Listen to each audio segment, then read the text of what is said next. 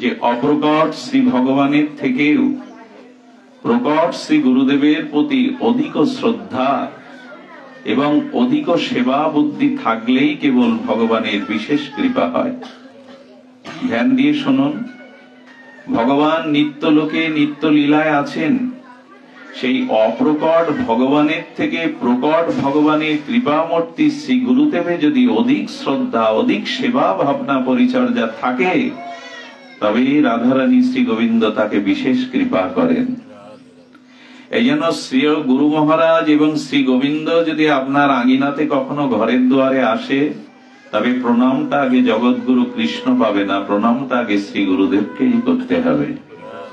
কারণ অপ্রকট ভগবানকে, অপ্রকট ভগবানের মহিমাকে, ভজন তত্ত্বকে কোনোদিনই জানতাম না যদি গুরুদেব আমার দিব্য দৃষ্টি প্রদান না করতেন। কে চিন্ত যুগল, কে চিন্ত নাম মহিমা, কে চিন্ত তুলসী তত্ত্ব, কে চিন্ত ভাগবত তত্ত্ব যদি গুরুদেব আমার জন্ম জন্মান্তরীণ অজ্ঞান আধার দূর না করতেন। ভগবান এই ভব সংসার পার করবে না আপনাকে, এই দায়িত্ব শ্রী ভগবানের নয়। নৃদেহ আদ্যং সুলভংস দুর্লভং পলবং শ্রী গুরু কর্ণ ধারণাম। ভাগবত বলছেন গোবিন্দ নয়, গোবিন্দ কৃপা করে যখন এই ভব সংসারে আবির্ভূত হয়ে তোমাকে চরণে আশ্রয় দিবেন, গুরুদেবের অপরোক্ষ অনুভূতির কৃপায় গুরুদেবই কাণ্ডারি হয়ে তোমাকে সংসার পার করবেন। কৃষ্ণ নয়, শ্রী গুরুই কৃষ্ণ রূপে যখন আসবেন তখনই গুরুদেব তোমাকে ভব সংসার পার করবেন, গোবিন্দ নয়। একবার ভেবে দেখুন তো, এই জন্ম মৃত্যু জরা ব্যাধি উত্তাল তরঙ্গায়িত এই সংসার সমুদ্র পাড়ি দেওয়া কারো পক্ষে সম্ভব নয়। শ্রী গুরুদেবই একমাত্র কাণ্ডারি, এই গুরুরূপ কাণ্ডারি আমাদের এই ভব সংসার পার করবেন। গুরুদেব সম্পর্কে একটা ধারণা আপনাদের জানাই, খুব মন দিয়ে শুনতে হবে।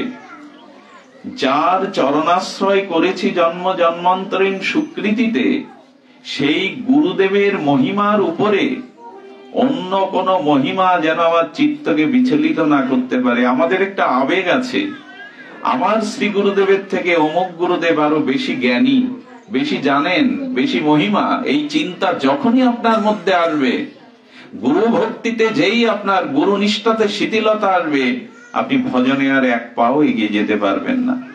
কত মূঢ় আমরা গুরুকরণ করার পরে মাঝে মাঝে মনে করি যে ইনার থেকে অমুক গুরুই আরো অধিক তার প্রভাব, অধিক তিনি শাস্ত্রজ্ঞ। আমি যেন ভুল করেছি, ইনার আশ্রয় না নিয়ে যদি আমি অমুক গুরুদেবের আশ্রয় নিতাম। খবরদার, শ্রী গুরুতে যদি ন্যূনতম কখনো এরকম সংশয় বুদ্ধি আসে, আপনার কোটি জন্মের সুকৃতি মুহূর্তেই নষ্ট হবে। যার আশ্রয় নিয়েছেন তিনি সর্বোত্তম সদ্গুরু, জীবনের একমাত্র আশ্রয় আধার, এরকম শ্রদ্ধা রাখতে হবে। দ্বিতীয় কোন গুরুর কল্পনাও যেন আপনাদের মনে না আসে। ছোট্ট একটা ভক্তমাল থেকে দৃষ্টান্ত দেই যে গুরু ভক্তি, গুরু নিষ্ঠা যেন চিড় না ধরে কখনো। দেখবেন হাড়ের মধ্যে যদি আঘাতের দ্বারা কোনো চিড় ধরে সুতোর মতো, সে মানুষ অসুস্থ হয়ে পড়ে। গুরুদেবে যদি কখনো মত্ত বুদ্ধি, শিথিল বুদ্ধি, ইনার থেকে অমুক গুরুদেব, আরো একটা কথা বলি, মত গুরু শ্রী জগৎ গুরু, গুরুদেবে কখনো ভেদ করতে, এটা তোমার গুরু এটা আমার গুরু, এই জাতীয় ভেদ যেন কখনো করবেন না। আমার গুরুদেবের আরো মহিমা বেশি, এরকম ভেদ যেন কখনো করবেন না। যার চরণাশ্রয় নিয়েছেন তার চরণে নিষ্ঠাটা অটুট ষোলআনা থাকতে হবে। এর একটা দৃষ্টান্ত ভক্তমালের শুনুন, অপূর্ব দৃষ্টান্ত। এক রাজা এক ব্রাহ্মণ আচার্যকে গুরুরূপে বরণ করেছিলেন। সেটার ঘটনাটা বড় অলৌকিক। এই রাজা তার মন্ত্রীর পরামর্শে তিনি হরিনাম, তিনি বিগ্রহ দর্শন, দান ধ্যান, ব্রত এগুলি করতে শুরু করেছিলেন। তো সেই মন্ত্রীকে বলছেন, আমার আধ্যাত্মিক পথে আর চলার পথে আমার পরিপূর্ণতা পাওয়ার জন্য, কৃষ্ণ কৃপা, ভগবানের কৃপা পাওয়ার জন্য আমার বাকি কি আছে? তো তখন তিনি বলছেন, মন্ত্রী দেখুন রাজা, গুরু চরণ আশ্রয় ব্যতীত, গুরু চরণে আত্মসমর্পণ ব্যতীত জীবনের কোন সাধনায় পূর্ণতা পায় না। সারদা মা একটা কথা বলতেন, কাঁথা সেলাই করতো না পুরোনো দিনে মায়েরা, তো সারাদিন কাঁথা সেলাই করলেন, দেখলেন একটাও ফোড় পড়েনি, কারণ সুতোর পিছনে একটা গিট দিতে হয়, গিট না দিয়ে সেলাই করলে ফোড় পড়বে? তো গিটটা সুতোর পিছনে না দিলে সেলাইটা হয়নি সারাদিন। তো তেমনি বলছেন আপনার গুরু কৃপা হয়নি, গুরু চরণাশ্রয় সমর্পণ হয়নি, আপনি কি করে ভগবত কৃপা পাবেন? তখন উনি সন্ধানে বেরোলেন, আর গভীর জঙ্গলে যেতে যেতে যেতে যেতে কি ঘটলো? মন্ত্রী বলছেন বড় তপস্বীগণ, আচার্যগণ অন্তর্মনা হয়ে এই তপবনে থাকেন, আপনি চলুন, যদি গুরুদেবের কৃপা না হয় তো হবে না। দেখুন, একটা কথা বলা আছে যে সংসার ক্ষয়, সংসারের আসক্তি বিনাশ, ভগবানের পরাভক্তি আপনার সেই দিন থেকে শুরু হবে যেদিন আপনি গুরু দর্শন, সাধু দর্শন পূর্বক গুরুদেবের চরণে নিজেকে সঁপে দিবেন। ওই দিন থেকে শুরু হবে আপনার সংসার ক্ষয়। অনন্ত জন্মের অর্জিত যে আপনার কর্মফল সেই দিন থেকে ক্ষয় হবে। ওই যে ভবাপবর্গ ভ্রমত যদা ভবেত জনস্য তৎ অচ্যুত সৎসমাগমা সৎসঙ্গম জুহি তदैव সদ্গত পরাবরেশতই জায়তে রতি। হে কি বলছেন? যে মুচুকুন্দ বলছেন, হে কৃষ্ণ, হে গোবিন্দ, হে অনাদিরাদি, এ সর্বকারণের কারণ। সংসারের নানা জনিতে ভ্রমণ করতে করতে জীবের যখন সংসার বন্ধনের মুক্তির সময় আসে, তখনই সে গুরুদেবের চরণাশ্রয়ের কৃপা পায়, তখনই তার সংসার ক্ষয় হয়। এর আগে ক্ষয় হয় না। তো উনি কি করেছেন? উনি জঙ্গলে যেতে যেতে দেখেছেন একজন নির্ভীক আর নির্ভীক জঙ্গলের মধ্যে নীরবে অবনত মস্তকে বসে আছেন। ঘটনাটা কি জানেন? কিছু মনে নেবেন না, ভজনে কোনো জাতিকুলের বিচার নাই, কেউ ছোট নয়, সবাই ভগবানের অংশ। তো দলিত সম্প্রদায়ের অর্থাৎ দাস সম্প্রদায়ের ঘরে অনাটন, অভাব, অশিক্ষা, অবিদ্যা, স্ত্রীর সাথে স্বামীর ঝগড়া হচ্ছে, মানে দাস সম্প্রদায়, দলিত সম্প্রদায়। তো ঝগড়া হতে হতে স্ত্রী গালে দুটো চড় বসিয়ে দিয়েছেন পতি দেবতার। এর থেকে কষ্ট থাকতে পারে কোন স্বামীর? উনি মনোকষ্টে অভিমান করেই জঙ্গলে গিয়ে বসেছেন। যেতে যেতে সেই গায়ের কাপড়টাও নিতে ভুলে গেছেন, আর পরনের কাপড়টা কাটায় ছিঁড়ে টিড়ে ওই এক টুকরো লজ্জা নিবানের মতো কাপড় আস্বাদন দিয়ে বসে আছেন। রাজা মন্ত্রীকে বললেন, গোবিন্দ মনে হয় আমার প্রতি কৃপা করেছেন, ওই দেখুন একজন অন্তর্মনা জঙ্গলে। উনি যে কেন বসে আছেন বইয়ের হাতে মার খেয়ে ওনার জানা নাই। তো রাজাকে বলছেন, আপনার ভাগ্য বটে, তপবনে অন্তর্মনা নীরব মৌনী এক আচার্য বসে আছেন, আপনি যান, ওনাকে গিয়ে আপনার মনের বাসনা প্রার্থনা নিবেদন করুন। গিয়ে বলছেন, হে আচার্য, আমি আপনার চরণাশ্রয়ের জন্য এসেছি। তারপরে মন্ত্রী বলছেন, এমনি করে হবে না, আপনি ওনাকে চরণে পড়ে যান, সাষ্টাঙ্গে প্রণাম করুন। বইয়ের হাতে এই তিরস্কৃত লোক মনের কষ্টে বলছে, তোমার লীলা বুঝছি না, বইয়ের হাতে মার খেলাম, এখন দেখি রাজা এসে প্রণাম করছে। তো হোক, যা হয় কিছু হোক, আমি অপেক্ষা করি, দেখি কি হয়। রাজা যখন প্রণাম করেছে, তখন মন্ত্রীকে বলছে, মন্ত্রী, আচার্যের গায়ে কোনো বস্ত্র নেই, তার লজ্জা নিবারণের কোনো বস্ত্রখণ্ড ভালো নেই, ইনি প্রকৃত আচার্য? বলেন, আপনার জানা নেই, যে যত অন্তর্মনা, যে যত জগৎ থেকে বিরক্তি, বিষয় বিরক্তি, তাদের দেহাবেশ থাকে না, তার অঙ্গে কোনো কাপড় চাপড় পরে না, মানে ইনি মহান আচার্য। ও শুনছে আর বলছেন, ভাগ্য কোন দিকে যায় দেখি, যেদিকে যায় দেখি। এরপরে বলছেন, আপনি আমায় দীক্ষা দিন, করুণা করুন, আপনি আমার চরণে আশ্রয় দিন। কানে কানে কিছু বললে যদি রাজা শিষ্য হয়, এই সুযোগ ছাড়বো কেন? এই সুযোগ কেন ছাড়বো? তো উনি কানে কানে দিলেন কিছু একটা। গুরুদেবকে রথে চড়িয়ে গৃহে এনে অভিষেক করে নূতন বস্ত্রমালা চন্দন দিয়ে ভূষিত করে ঘরে রাখলেন। এখন কথা বললে তো ধরা পড়ে যাবে, ও নীরবে বসে থাকে ঘরের মধ্যে। 3 দিন ধরে এই রাজকুমারী, আশ্চর্য ঘটনা শুনুন, গুরুদেবের প্রতি ভক্তি মানুষকে কোথায় নিয়ে যেতে পারে। গুরুদেবকে কখনো ন্যূনতা আনবেন না যে আমার গুরুদেব এমন নয় তেমন নয়। তো ওনার রাজকুমারী দেখেছে কত মহান উনি, এত বড় রাজপ্রাসাদে কারো দিকে কথা বলেন না, কারো দিকে চান না, এত ঐশ্বর্যের প্রতি তার আসক্তি নেই। আসলে উনি নীরবে আছেন, ধরা পড়ে যাবে তো কথা বললে, আর জানেনও তার কিছু। নীরবে বসায় রাজকুমারী শ্রদ্ধা এলো, ইনি হলেন প্রকৃত সদ্গুরু।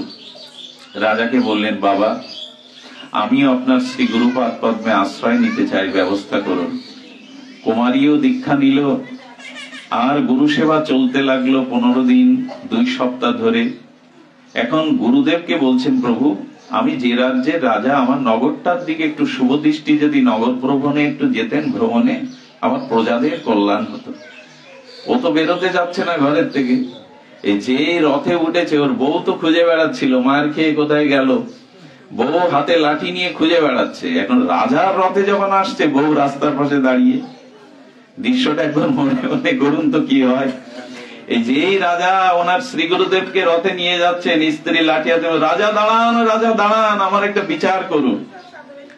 রাজা অনেকক্ষণ শুনতে পায়নি, পরে শুনতে পাওয়ার পর বলছেন, আমাকে ন্যায় বিচার দিন, আপনি রথ থামান প্রভু। যেই রথ থামিয়েছে বলছেন, ওকে নামিয়ে দিন। ওকে মানে সাবধানে কথা বলুন, উনি আমার পরমাত্ম শ্রী গুরুদেব। বলে, আরে গুরুদেব পরে হবে, আমার মায়ের খেয়ে 15 দিন হারিয়ে গেছে কোথায়, বেটার সংসারের খোঁজ নেই, আমি লাঠি নিয়ে খুঁজে বেড়াচ্ছি, ওনাকে নামিয়ে দেন। গুরুদেবের দিকে চেয়ে বলছে, গুরুদেব ইনি কে, কি বলছেন উনি? উনি তো নীরব, কি আর বলবেন। শেষে বলছেন, নামিয়ে দিন, নালে হিতে বিপরীত হয়ে যাবে রাজা, আপনি ন্যায় বিচার করুন। আরে খাওয়া নেই, দাওয়া নেই, সংসারের কোনো আয় নেই, মার খেয়ে চলে গেছে, আজ 15 দিন পাইনি, খুঁজে বেড়াচ্ছে। উনি আর অপেক্ষা করলেন না, স্ত্রীর পিছনে নেমে চলে গেলেন। ঘটনা যেটা বলবার, এটা বলবার জন্য এখানে বসিনি। এই ব্যাসপীঠে যে কথা বলবার দরকার, যে প্রয়োজনীয়, অতীব গ্রহণীয় সিদ্ধান্ত মঞ্জুষার, সেটি এখন বলবো। এটা ভক্তমাল চরিত্র, গল্পগাথা নয়। ওই কুমারী পিতা ফিরে যাওয়ার পরে বলছেন, বাবা গুরুদেবকে কোথায় রেখে এসছেন? বলেন, আর একবারও বলবি না, উনি গুরুদেব নন, ভণ্ড প্রতারক, দাস সম্প্রদায়ের স্ত্রীর মার্কে। বলে, বাবা দ্বিতীয়বার যদি গুরু সম্পর্কে আপনি এরকম উক্তি করেন, আমি আপনার কন্যা থেকে নিজেকেই সরিয়ে নেব, আমি বাবা বলে দাবি করব না আপনাকে। গুরুদেব সম্পর্কে বিন্দু মাত্র কথা যদি উচ্চারণ করেন, আমি আপনার কন্যার থেকে চ্যুত হয়ে যাব। আমার গুরুদেবকে এনে দিন। আমার গুরুদেবকে আপনি চিনতে পারেননি, আপনি বিষয় রাজ্যে পড়ে আছেন, আমার গুরুদেবের মহিমা আপনি জানেন না, এনে দিন। এই দেখুন গুরু ভক্তি কাকে বলে, কিসে গোবিন্দের কৃপা হয়, কিসে ভব সংসার পার করে দেন গুরুদেব। বলছেন, মা আমি তোকে বলছি, তুই অনুভূতিতে আন, তুই রাজকুমারী, সাধারণ নয়। বললেন, বাবা আমার গুরুই আমার ভগবান, আমার প্রাণ, আমার অস্তিত্ব, আমার নিঃশ্বাস। আপনি যদি গুরুদেবকে কালকে ফিরিয়ে না আনেন, আমি অন্ন জল এই মুহূর্তে ত্যাগ করলাম। অন্ন জল ত্যাগ করলে 1 দিন 2 দিন নয়, 1 সপ্তাহ মেয়েটা কাঁদছে গুরু গুরু বলে, অন্ন জলও মুখে নেয়নি। বিশ্বাস করুন, এই শ্রদ্ধা, এই গুরু ভক্তির কারণে ভগবানের আসন নড়ে গেল। বৈকুণ্ঠ থেকে গোবিন্দ এসে বলছেন, কিরে মা ওঠ, তুই তো মারাই যাবি, ওঠ, প্রসাদ আদি পেয়ে নে। ভগবান শ্রীকৃষ্ণকে সামনেকে ডেকে বললেন, প্রভু আমি এই মুহূর্তে আপনাকে চাই না, আমার গুরুদেবকে এনে দিন। আমি বৈকুণ্ঠ আপনাকেও চাই না, আমার শ্রী গুরুদেবকে এনে দিন। আমার গুরুদেব না হলে আমি বাঁচবো না। আমাদের অন্যতম রাধাকুণ্ড তটাশ্রয়ী নৈয়ায়িক আচার্য পরম ভজনানন্দী বিরক্তি মহাপুরুষ ছিল বড় বাবাজি মহারাজ, শ্যাম সুন্দর পণ্ডিত বাবাজি মহারাজ। উনি বলেছিলেন, খুব ধ্যান দিয়ে শুনুন, গুরু নিষ্ঠা কেমন। আপনার গলে গুরুদেব 2 মালা তুলসীর 2 পেজ দিয়ে তুলসীর মালা দিয়েছেন।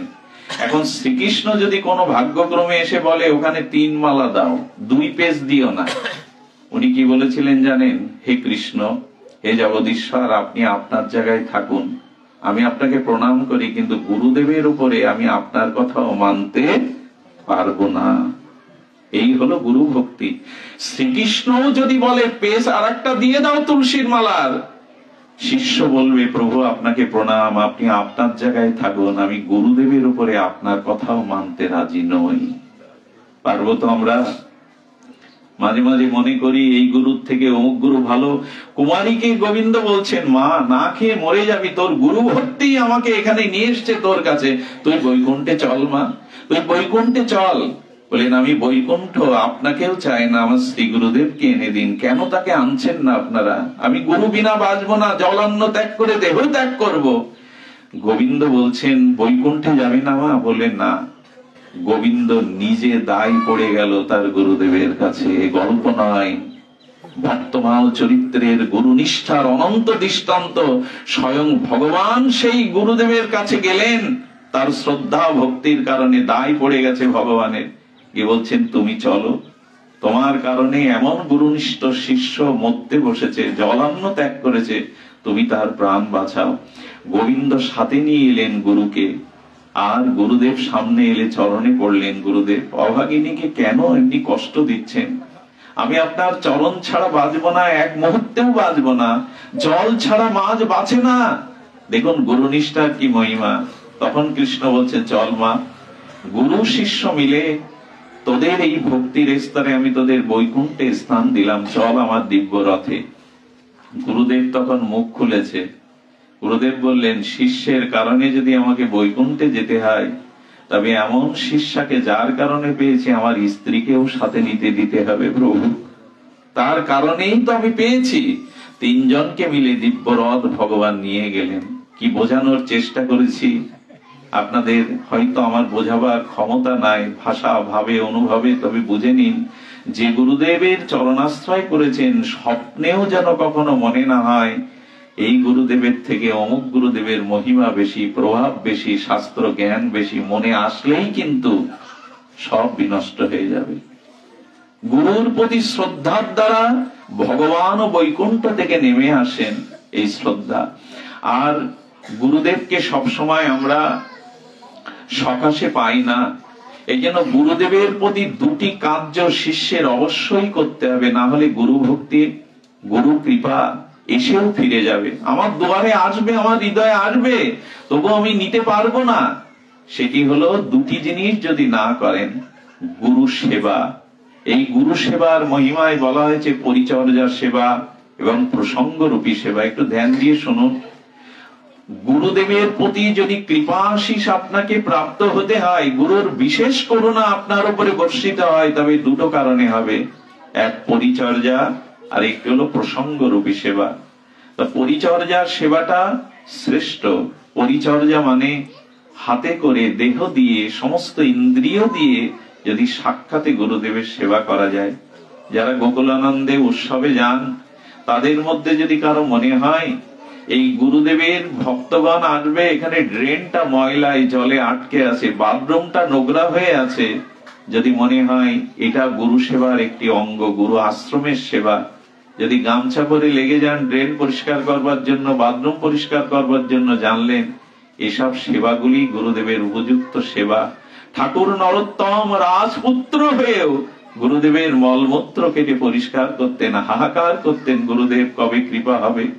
মাতণ্ড ঋষি যে পথ দিয়ে স্নান করতে আসছেন, শিশু শবরী নিচকুলে উদ্ভূত হওয়ার কারণে কেউ তাকে মান্য দিত না। রাতের অন্ধকারে গুরুদেবের আশের পথটা ঝাড়ু দিতেন, মাতণ্ড ঋষি আসবে, ঘাটটা পরিষ্কার করে দিতেন। গুরুদেবের আশ্রমে ঝাড়ু দিয়ে আসতেন মধ্যে রাত্রে। গুরু সেবাগণের জলের পাত্রগুলো রাত মধ্যরাত্রে বয়ে বয়ে আনতেন, এনে জলপাত্র পূর্ণ করতেন। মাতণ্ডের কৃপা হলো, ওমা তুই নিচ কুলে জন্মেছিস, কিন্তু গুরু ভক্তি অনন্যত রায়, আমি তোকে কৃপা করব। মাতণ্ড ঋষি শবরীকে আশ্রমে রাখলেন, কৃপা করলেন, অপ্রকটের সময় বলে দিলেন, তুই যতটা সেবা করেছিস আমি আশীর্বাদ করছি, তপবনে গিয়ে প্রতীক্ষা কর, একদিন রামই তোর দুয়ারে যাবে। রামের কাছে তোকে যেতে হবে না, রামই তোর দুয়ারে যাবে। রঘুপতি রামচন্দ্র গিয়েছিলেন, শবরীর আগিনাতে ভগবান নিজে গিয়েছিলেন গুরু কৃপায়। এই জন্য গুরুদেবের সেবা করুন। গুরুদেবের জামাটা যদি কেচে দিতে পারেন, গুরুদেবের পাদুকাটা যদি একটু মুছে দিতে পারেন, গুরুদেবের চলার পথটা যদি পরিষ্কার করতে পারেন। কেউ কেউ গুরুদেবের জন্য যে আপ্রাণ নিজ হাতে নিজ ইন্দ্রিয় দিয়ে সেবা, কি বলবো আপনাদের। মহাপ্রভু গুরুকরণ করেছিলেন ছিল ঈশ্বর পরিপাদের কাছে, আর ঈশ্বর পরিপাদ এই প্রেম ভক্তির মহাসাগর, তিনি এই কৃপা করুণা কণা ভক্তি পেয়েছিলেন আমাদের মাধবেন্দ্র পরিপাদে। শুনলে অবাক হবেন, ঈশ্বর পরি মহাপ্রভুর শ্রী গুরুদেব, তিনি তার গুরুদেবের মাধবেন্দ্র পরিপাদের মলমূত্র হাতে করে পরিষ্কার করতেন, পাত্রে না। এসব আমরা ভাবতে পারবো তো? তিনি এই সেবাটা হাতে করে করেছিলেন। কখনো কোন শিষ্যের যেন মনে না হয় যে আমি নিচু সেবা করছি, সেবাতে যাদের উঁচু নিচু বোধ আছে তারা সেবা জানে না। আচ্ছা, গুরুদেবের মাথায় যদি একটু তৈল মাখিয়ে দেওয়ার সুযোগ, এটা উত্তম সেবা। আর যদি গুরুদেব বলে আমার জুতোটা একটু পরিষ্কার করে আন, এটা কি নিচু সেবা ভাববেন? সেবা কখনো ছোট বড় হয় না, হওয়া উচিত নয়। এই জন্য যা আমার যা ছিল তোকে দিয়ে আজ আমি ফতুর হলাম, আমার যা কিছু আজ তোকে দিলাম। এই জন্য গুরু সেবার আমি বৃন্দাবনে জেনেছি, আমি নামটি নিচ্ছি না, আমার ছিল গুরু মহারাজের একান্ত চরণাশ্রিত এক ভক্ত। গুরুদেব স্নান করে যখন ওই মেজের ওপর দিয়ে হেঁটে যেতেন, ওনার চরণ চিহ্নের ছাপ, জলছাপটা উনি চেটে চেটে পেতেন। পরবর্তীতে তিনি মহান আচার্য হয়েছিলেন।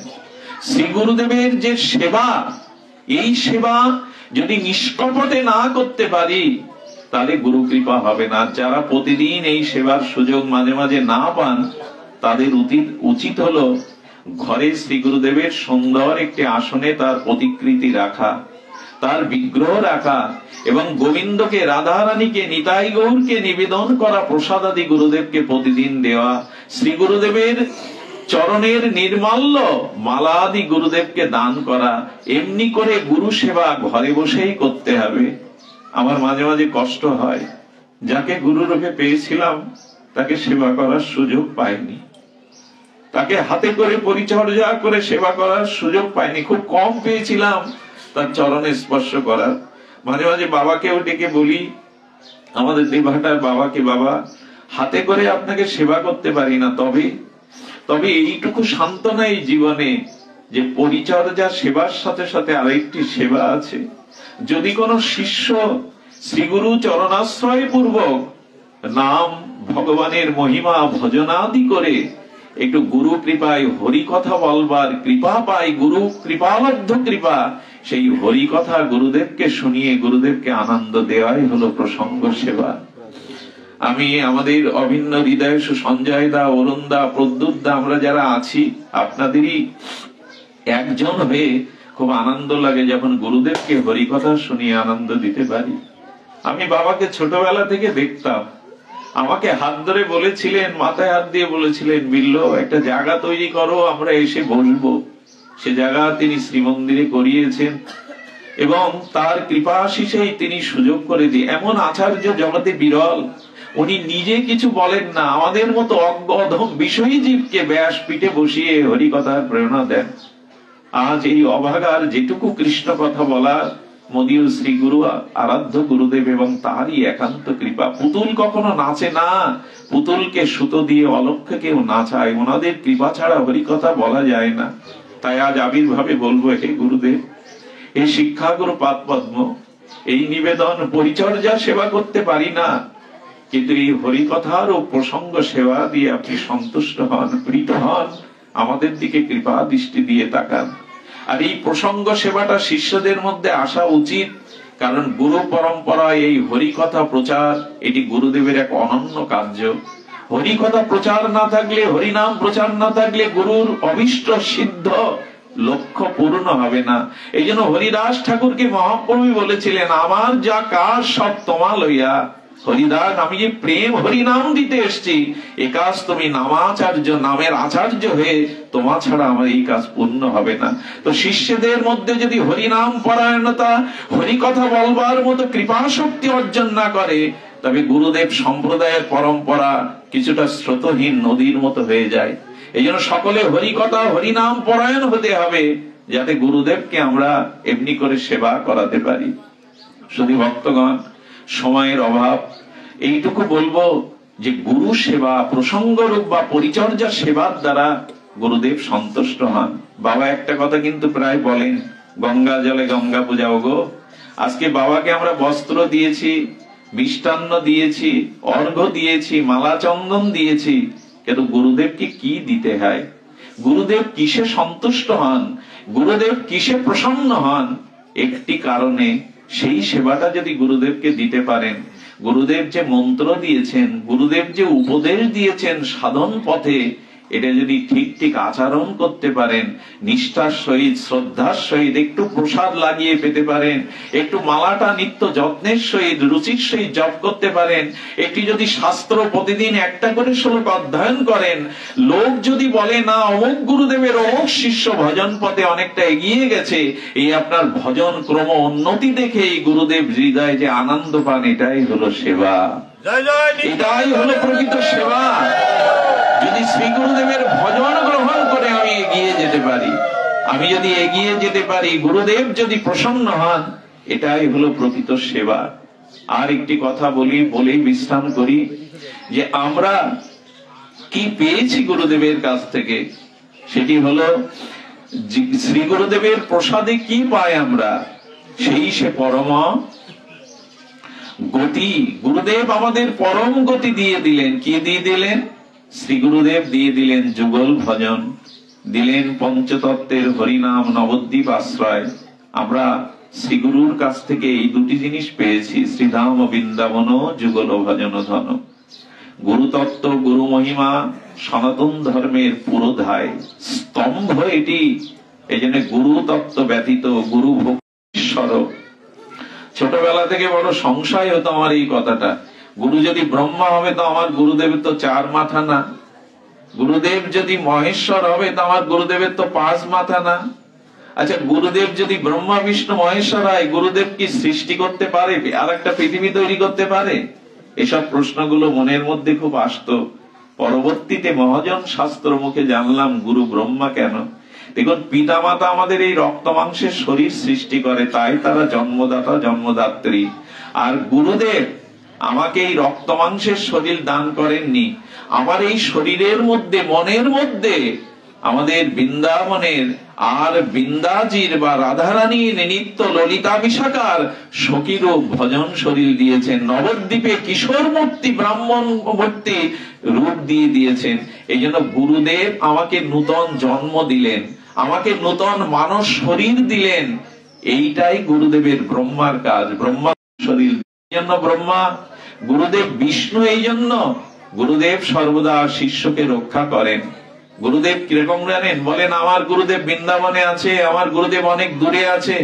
আরে শুনলে অবাক হবেন, কচ্ছপ তার ডিমগুলো নদীর তীরে, খালের তীরে রেখে দেয়, বালুর মধ্যে, মাটির মধ্যে। আর ওরা আহার সন্ধানের জন্য খালে, নদীতে নেমে যায়। আর নদী থেকে, খাল থেকে ওরা দূর থেকে ওই ডিমগুলোকে ধ্যান করতে থাকে। আর এদের দূরের ধ্যানের দ্বারা ওই ডিমগুলো তাপ লেগে সেই বাচ্চাগুলো প্রসব হয়। দূর থেকে কচ্ছপ মনো ধ্যানের দ্বারা তাপ সৃষ্টি করে। আরে পাখিগুলো ডিমের উপরে বসে তা দিতে দিতেই তাপ হয়ে তো ওর থেকে শাবক বেরোয়। তেমন গুরুদেব যেখানেই থাকুক সর্বদা তিনি আমাকে রক্ষা করছেন, এই অনুভূতি থাকতে হবে। আমাকে উনি সর্বদা রক্ষা করছেন, এই জন্য উনি বিষ্ণু পালন কর্তা। একটা গুরু প্রণামে অদ্ভুত বলেছেন, গুরুরেব পরম ব্রহ্ম। এই অদ্ভুত কথাটি বলে পাঠ বিশ্রাম করছি। দেখুন, পরম ব্রহ্ম কেন জানেন? ব্রহ্মা আমাকে যে শরীরটা দিয়েছেন পিতামাতা বা ব্রহ্মার তৈরি এই পৃথিবী একদিন কি হবে? সৃষ্টি হয়েছে, কিন্তু এই সৃষ্টি একদিন ধ্বংস হবে। কিন্তু গুরুদেব আমাকে যে ভজন শরীর দিয়েছেন সেটা ধ্বংস কোনোদিন হবে না। এই জন্য গুরু রেব পরম নষ্ট হবে, কিন্তু গুরুদেব যে দীক্ষার দ্বারা আমাকে ভজন দিয়েছেন, যে নব সৃষ্টি করেছেন, সেটা নষ্ট করার ক্ষমতা কারো নেই। এই জন্য শ্রী গুরু চরণাশ্রয় আমাদের একান্ত কর্তব্য। বাবার 72 বছর, খুব ভালো লাগছে ওনাকে দেখে, মনে হয় 72 বছর। এমন কর্মক্ষম হয়ে আমাদের কৃপা করুন। আজ একটু আপনার মনে 1 মিনিট চিন্তা করুন তো, গুরুদেবকে সরিয়ে দিন মন থেকে, দেখবেন পৃথিবীর সব অন্ধকার, সব অন্ধকার। এই যেটুকু ভজন পথে আমরা এগিয়েছি, যেটুকু করুণা পেয়েছি, সবই শ্রী গুরুদেবেরই দান। এই জন্য মহৎ কৃপা বিনা কোনো কার্যে ভক্তি নয়, কৃষ্ণ ভক্তি রহুক দূরে সংসার নয় ক্ষয়। এই কথা তো চিরন্তন কথা। বলেন গুরুদেবের কৃপা ছাড়া, সাধু কৃপা ছাড়া সংসার ক্ষয় হবে না। সাথে সাথে এইটুকু বলি, গুরুদেব, গুরু, বৈষ্ণব এবং সাধু, এদের মধ্যে ভেদ দেখবেন না। অনেকেই আছে গুরুদেবকে খুব মানেন, অথচ বৈষ্ণবকে, সাধুকে মানেন না। এই তিনে কিন্তু এক। গুরুদেবের যা স্বরূপ, বৈষ্ণবের সেই স্বরূপ, সাধুরও সেই স্বরূপ। তাই সাধুগুরু বৈষ্ণব কথাটি তিনে এক, একে তিন। শ্রী গুরুদেবকেই যেমন মানতে হবে, তেমন বৈষ্ণবকে সাধুকেও মানতে হবে। এদের প্রতি শ্রদ্ধার কিঞ্চিত শিথিলতা এলে ভজন পরিপুষ্টি পাবে না, ভজন কখনো পরিপুষ্টতা পাবে না। তাই সাধুকে, ভক্তকে, শ্রী গুরুদেবকে অভিন্ন জ্ঞান করে তাদের আনুগত্য, তাদের সাথে চলতে হবে। দ্বিতীয় কয়েকটি কথা বলি, কিছু অপরাধ হয় আমাদের। গুরুদেবের শব্দের আগে, নাম উচ্চারণের আগে কিছু নাম নিতে নেই, জানেন? একটা ভাগবত বলেছেন, শ্রী গুরুদেবের নাম বারবার নিতে নেই, নিজের বড় পুত্রের নাম বারবার নিতে নেই, স্ত্রীদের কাছে তার স্বামীর নাম মুখে নিয়ে। এখন তো এইগুলো সব বাদ করতে বসেছে, এগুলো শাস্ত্রের নিয়ম আছে। এমনকি অনেক মাতাজি আছে, স্বামী তার নাম ধরে ডাকলে খুশি হন, কিন্তু ভাগবত নিষেধ করেছে কোন স্বামী যেন তার স্ত্রীর নাম ধরে না ডাকে। কি ডাকবে? তো খোকার মা, নাহলে ওর মা, তার মা, যে একটা বলুক, হ্যাঁ জি হোজি যা একটা বলুক, কিন্তু নাম নিতে নিষেধ করেছেন। এই জন্য গুরুদেবের নাম বারবার নিবেন না। যদি কখনো নেওয়ার প্রয়োজন হয়, তবে তার আগে শ্রী, শ্রীমৎ এই শব্দগুলো ব্যবহার করবেন। আমার গুরুদেবকে স্বপন গোস্বামী, খবরদার যেন এই ভুল না হয়। শ্রী গুরুদেবের নাম নেওয়ার আগে অবশ্যই মাধুর্য বিশেষণ দিতে হবে। শ্রী গুরুদেব, শ্রী গুরু মহারাজ, শ্রীমৎ এই শব্দগুলো উচ্চারণ করতে হবে। গুরুদেব যে আসনে বসেন, দাঁড়ান, সেই আসন কখনো ডিঙিয়ে যাবেন না, ভিড়ের মধ্যে লঙ্ঘন করবেন না, তাহলে গুরুচরণে অপরাধ হয়ে যাবে। গুরুদেবের কোন বস্তু, ব্যবহৃত বস্তু আপনি ব্যবহার করবেন না, ওটা আপনার উপাসনার বস্তু। গুরুদেব গায়ে যেটা দিতেন, চাদর, মোজা, ওটা যদি কখনো পান, ব্যবহার করবেন না, ওটা সুরক্ষিত করে প্রণামের জায়গায় রাখবেন। এই জন্য গুরুদেবের প্রতি, গুরুদেবের ছায়া লঙ্ঘন করতে নেই। আগেকার দিনে মা ঠাকুমারা গুরুজনদের ছায়া মারাতো না, এখনো অনেকে আছে। গুরুদেব যেখানে দাঁড়িয়ে দেখবেন তার ছায়া মারাবেন না। গুরুদেব যদি কোথাও এসে উপস্থিত হয়, শত কাজ থাকলে কাজ ফেলে আপনাকে উঠে দাঁড়াতে হবে, আপনাকে দণ্ডায়মান হতে হবে। গুরুদেব আসলো মানে আপনাকে উঠে দাঁড়াতে হবে। গুরুদেব দেখে কখনো বসে থাকবেন না। মনে আছে রাজা ইন্দ্রদুম্ন তপস্যা করছিলেন, আর ওনার গুরুদেব এসেছেন। অগস্ত্য ঋষি ওনার গুরুদেব আসলে উনি গুরুদেব দেখে উঠে দাঁড়াননি, আর তাতে করে অভিশাপ দিয়ে দিলেন, যা তুই গুরুকে দেখে প্রসন্ন হয়ে উঠে দাঁড়ালি না, হাতি হয়ে জন্ম নে। ভাগবতে যে গজেন্দ্র উপাখ্যান না, এই বলছেন তুই হস্তি হয়ে জন্ম নে। কথাটা শুনেছেন কি?